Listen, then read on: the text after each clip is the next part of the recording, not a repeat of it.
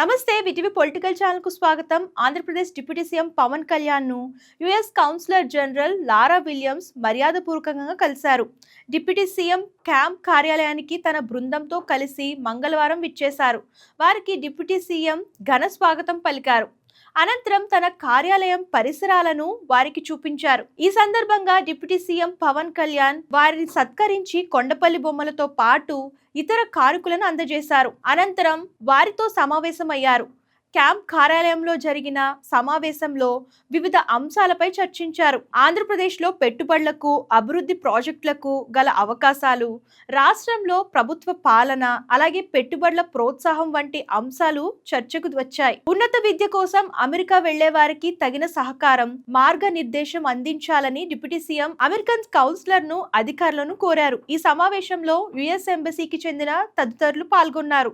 So ఇంతకీ American councillor deputy సీఎంని కలవడం మీకు ఎలా అనిపిస్తుందో కామెంట్ రూపంలో తెలియజేయండి.